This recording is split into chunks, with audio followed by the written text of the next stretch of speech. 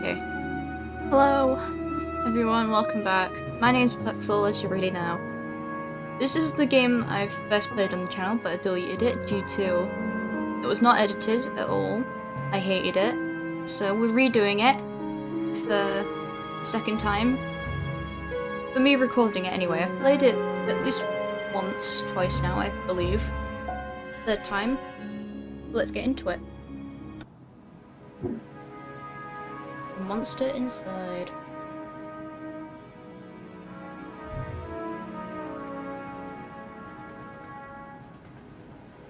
My head pounded. It is still ringing slightly. Some of the worst nightmares I've had in years left me feeling like I've been punched in the jaw. But just like any other day, I dragged myself to the office. I'm sorry if you're gonna be like cringed out by me reading this, but we'll work through it together because I'm cringing as well. Layout of the office. There was another notice on the door from the mayor. I'm gonna butcher the name. Venetti's office? Permit's out of date. They didn't like me that much, and were trying to drown me in paperwork.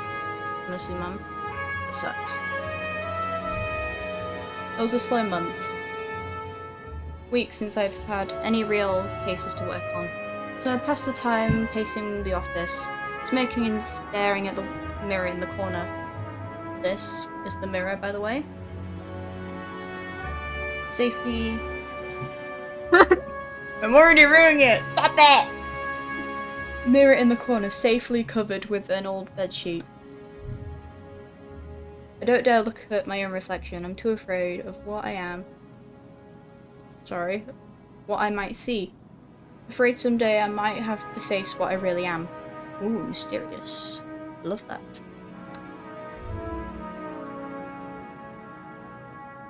The girl came in so quiet, I nearly choked on my cigarette.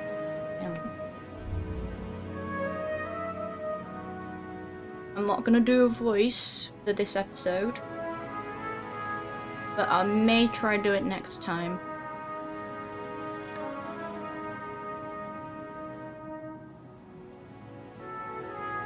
Okay, rude option, uncertain option, and nice. I think that's what it's coming off as anyway, but we'll go with the top one. Calm down now. Sit and talk slow. Okay, thanks. It's just, no one will listen to me. Just tell me your tale, I'm listening. She eyed me with just a dash of suspicion, as I tossed back a hand full of pills and chased them away with a swig of whiskey. I could tell this might take a while. And it might do. Her name was Lily.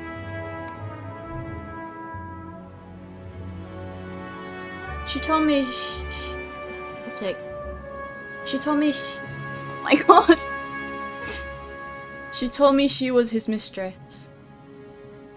The man all over the newspaper, the infamous banker, Mr. Mr. Reginald Farnsworth. We'll call him Mr. Farnsworth. Mr. Farnsworth was a drunk, villain-doing bastard, but this girl seemed genuinely concerned that he had recently gone missing. Less concerned about the fact that Mr. Farnsworth's wife had just turned up dead in Central Park 2 nights ago. Wow. It's a bit... You don't understand. He just couldn't have done it. He hated his wife. Ooh. Hatred. Drama.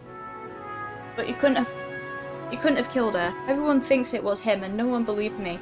He's got to be in trouble. There's no way that she's defending. She is.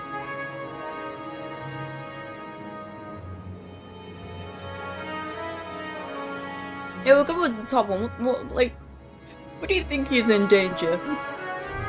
Well, Mr. Jack. You can just call me Jack. Jack, whoever did that to his wife must have been the one who took him. He would have never left without me, he promised me.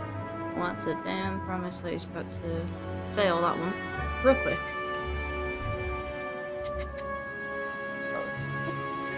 I'm sure Mr. Farnsworth promised this poor girl a lot of things. To be honest. Yeah, he must have.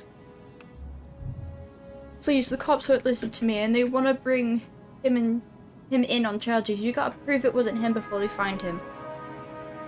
Yikes. Honestly, I doubt they are in too much of a hurry. Yeah, probably not. Okay.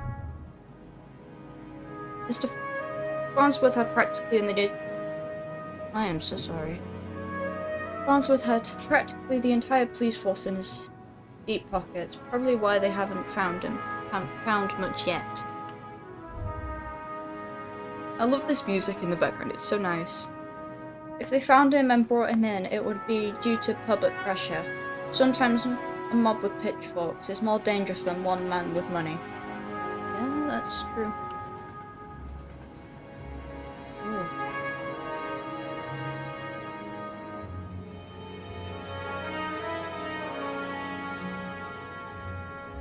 Yeah, you got my curiosity, but you might not like what I find. Oh, thank you, Mr. Jack. Thank you. Please, be careful. I don't think this was just any murder or kidnapping. I think it was a beast. Beast. The word struck me funny. Like when you jar your elbow on a hard corner. That hurts. That actually hurts. Not a word many use these days, of course, except in hushed whispers and bedtime stories for children. That is true. Oh, they were real enough, alright. They just got better at hiding, controlling their unseemly urges. But I hadn't seen any monsters in nearly 15 years, back when I was still a cop myself.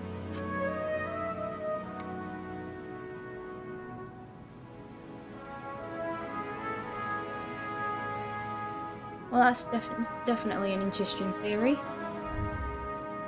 I just have a feeling about it. Something tells me you can get to the bottom of it. You're good at this sort of thing. Sure. Can't you see how busy I am with cases? I replied a little too harshly. Sarcasm wasn't my strong suit. I reassured her some more and sent her on her way. I didn't want to scare her, but I warned her before she left to keep her doors locked and call me if she saw anything suspicious.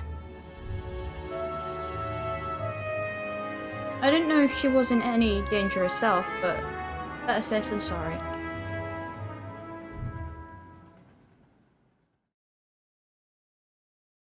That night I made my way down to Central Park. It was a long shot, but maybe there was something the cops had missed. The next chapter. The scene was already picked clean by the cops days ago. I've got a knack for finding the things others overlook. A knack. More of a symptom of a condition. Other, less useful, symptoms I kept in check, but for the time being, my keen sense of smell would come in handy. What? It was faint, but I could smell it before I could even approach the police line. That's a strong nose. The scent was less of anything and more of an emotion. Ooh, new. Oh, okay. Deduction. Familiar, you say, my friend. Huh. A strangely familiar smell. I expected the scent of trepidation, or maybe even outright fear, but Miss Farnsworth seems to have been at the height of pleasure when she left this world. Huh.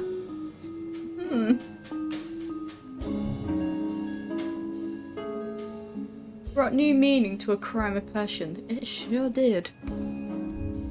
Pushing the thought from my mind, it was time to go down to business. Oh, you get to it. Oh. Muddy footprints everywhere. Difficult to pick out anything from the prints the cops left behind in their haste. That must be a pain. The cops don't wear $2,000 pairs of fancy things, whatever that means. Whatever this word means. It looked like Mr. Farnsworth was there that night, and walked away on his own 2 feet. Well, what's this claw mark on the tree though? Like, oh, never mind.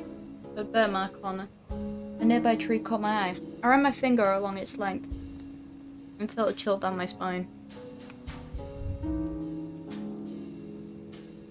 This wasn't just any burn mark. This was the mark of an ancient magic. Magic? Okay. Okay.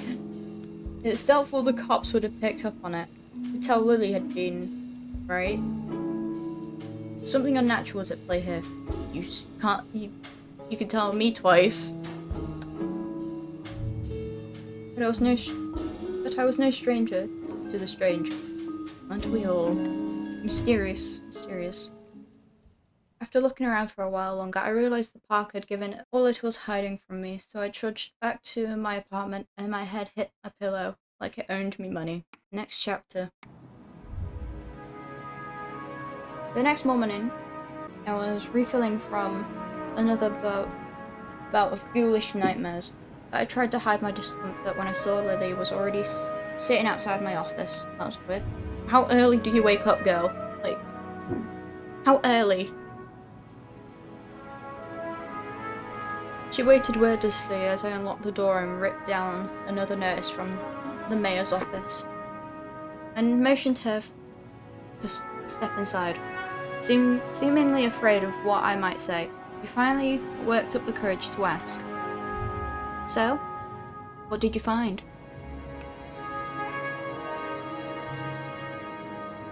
Oh, God.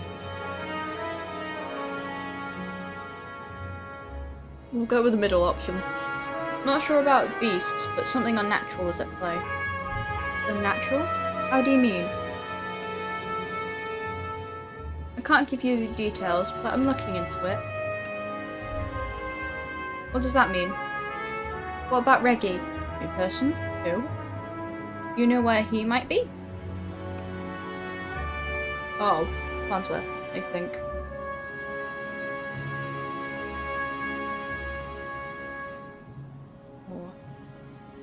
I think we should just tell her. I found his footprints. Seems like he got out safely.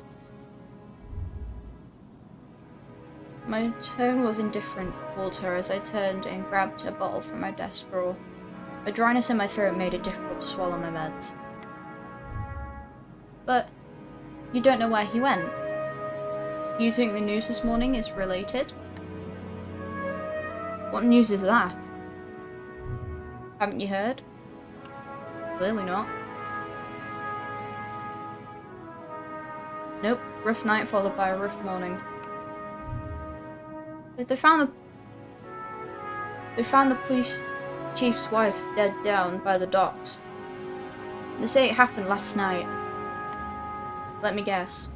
Chief Amato is missing too. My face might have betrayed a hint of satisfaction as she confirmed my suspicion, but it faded out quickly. Amato,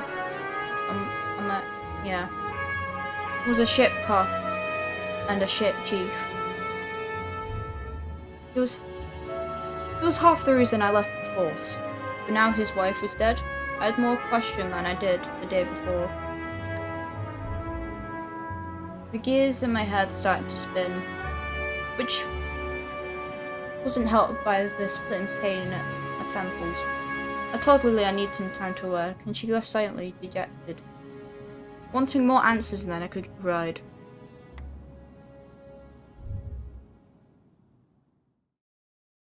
That night, after the cops had cleared out of the docks, I would slip down and see what I could uncover concerning Miss Amato's untimely demise.